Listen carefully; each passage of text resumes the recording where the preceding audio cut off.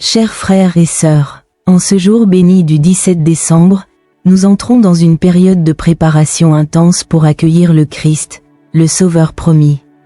Le texte que nous venons d'entendre, tiré de l'Évangile selon Matthieu 1:17, peut sembler à première vue être une simple liste de noms, une généalogie sans grande importance.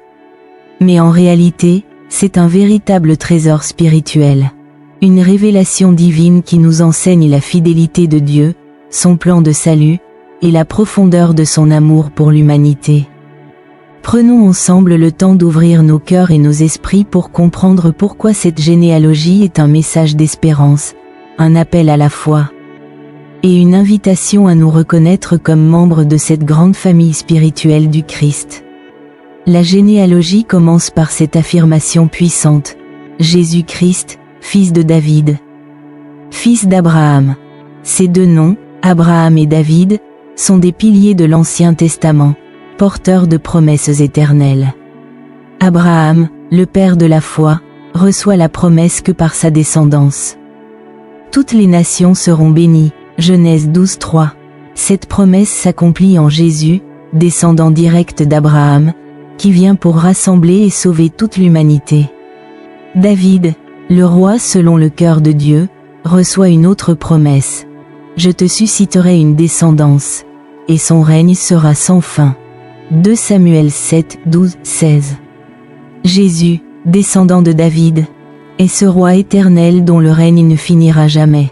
Ainsi, cette généalogie nous rappelle que Dieu est fidèle à ses promesses malgré les épreuves, malgré les siècles qui passent.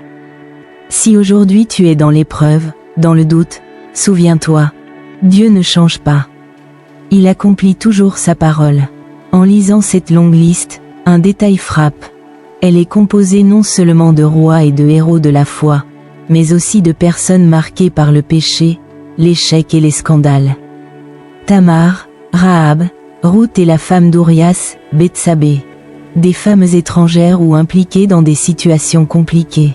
Pourtant, elles trouvent leur place dans la lignée du Sauveur. David lui-même, qui a péché en prenant la femme d'Urias et en causant sa mort. Manassé, un roi connu pour ses nombreuses infidélités. Cette généalogie nous enseigne une leçon fondamentale. Dieu agit à travers des instruments imparfaits. Malgré nos péchés, nos faiblesses et nos blessures, Dieu peut écrire une nouvelle histoire avec chacun de nous. Le plan divin ne dépend pas de notre perfection, mais de sa miséricorde et de notre disponibilité. Toi qui te sens indigne, rappelle-toi que dans la lignée de Jésus, il y a des pécheurs repentis. Toi qui penses que ton passé te condamne, souviens-toi que Dieu voit au-delà. Il voit ton avenir, ton potentiel, et sa grâce qui peut te transformer. La généalogie de Matthieu couvre 14 générations 3 fois, de l'époque d'Abraham à David, de David à l'exil, et de l'exil à Jésus-Christ. Cette organisation n'est pas un hasard. Elle montre que l'histoire humaine trouve son sens et son accomplissement en Jésus-Christ. 14, c'est 2 fois 7. Dans la Bible, le chiffre 7 symbolise la plénitude. Cela signifie que Jésus est venu au temps parfait, au temps choisi par Dieu pour restaurer l'humanité. À travers les siècles, les hauts et les bas, les moments de gloire et les périodes de souffrance comme l'exil à Babylone, Dieu préparait quelque chose de grand, la venue du Sauveur. Et aujourd'hui, frères et sœurs, Jésus-Christ ne vient pas seulement pour les descendants d'Abraham, mais pour toutes les nations, pour toi et moi, pour tous ceux qui accueillent cette bonne nouvelle. Nous aussi, nous sommes appelés à entrer dans cette grande famille spirituelle en devenant enfants de Dieu par la foi. Cette généalogie n'est pas une histoire ancienne sans rapport avec notre vie. Elle est notre histoire, car en accueillant Jésus comme Sauveur et Seigneur, nous devenons membres de sa famille. Nous ne sommes plus des étrangers, mais des enfants bien-aimés du Père. Quelle place accordes-tu au Christ dans ta vie aujourd'hui? Quelles sont les promesses que Dieu a faites pour toi et que tu dois raviver? Quels sont les obstacles, les péchés ou les blessures que tu dois remettre entre ses mains pour qu'il écrive une nouvelle page avec toi? Comme Abraham, soyons des hommes et des femmes de foi. Comme David, reconnaissons nos faiblesses et demandons pardon. Comme les nombreuses générations qui ont espéré, attendons avec confiance la manifestation de Dieu dans notre vie. Frères et sœurs, cette généalogie nous révèle que Jésus est l'accomplissement parfait du plan de Dieu. Il est l'alpha et l'oméga, le commencement et la fin. Son arrivée est une invitation pour chacun de nous à entrer dans une relation nouvelle avec Dieu, à devenir membre de sa famille. Aujourd'hui, alors que nous nous préparons à célébrer la naissance de Jésus, prenons le temps de réfléchir. Quelle est ma réponse à ce Dieu fidèle? Quelle histoire veux-je écrire avec lui? Prions ensemble. Seigneur, toi qui es fidèle de génération en génération, viens renouveler ma foi, restaure mon cœur et donne-moi de marcher dans tes promesses. Que ma vie devienne un témoignage de ton amour et de ta fidélité.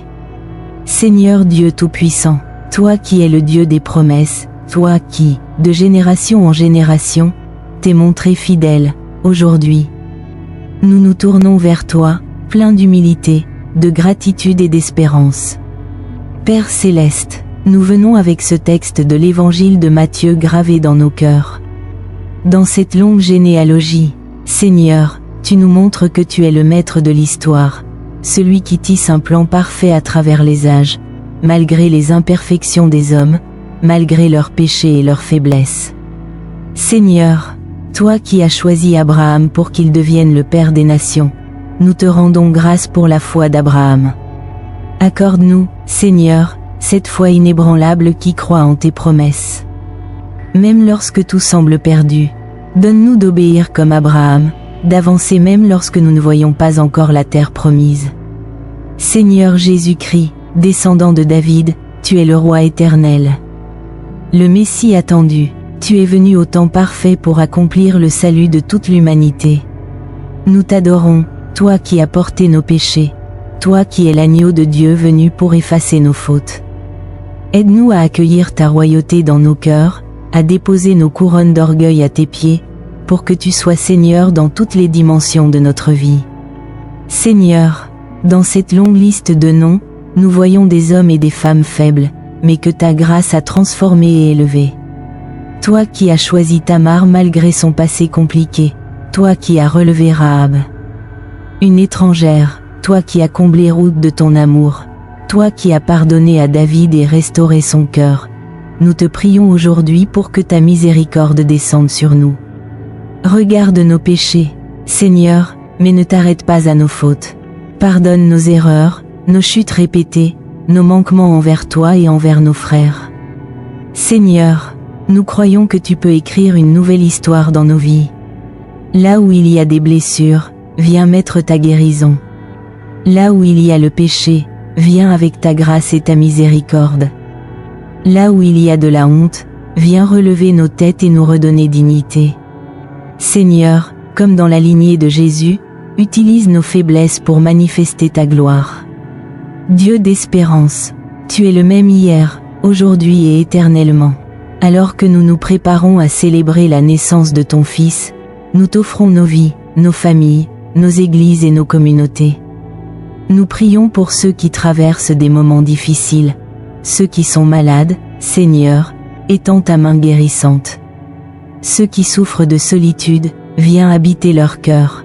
Ceux qui sont découragés, donne-leur ta paix et ton espérance. Ceux qui cherchent un chemin, éclaire leur route de ton Esprit Saint.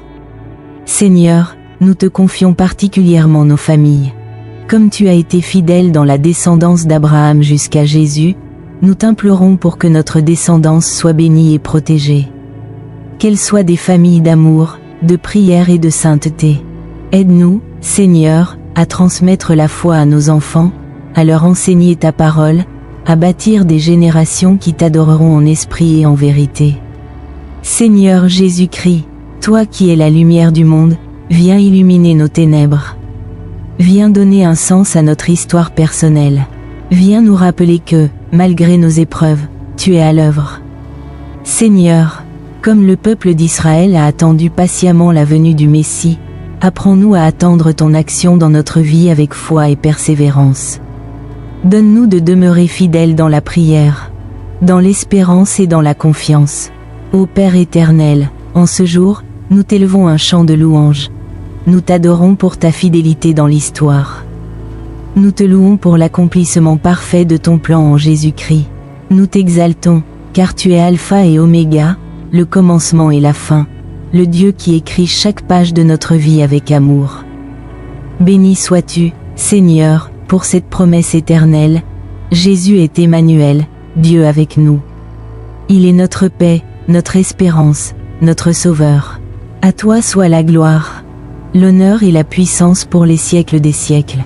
Amen. Bien-aimé, si cette parole a touché ton cœur, n'hésite pas à la partager autour de toi. Abonne-toi à la chaîne Prions le Seigneur. Active la cloche pour ne rien manquer, et rejoins-nous dans cette aventure de foi. Ensemble, continuons de découvrir la grandeur de notre Dieu qui, à travers l'histoire, écrit encore des miracles dans nos vies. Que le Seigneur te bénisse abondamment.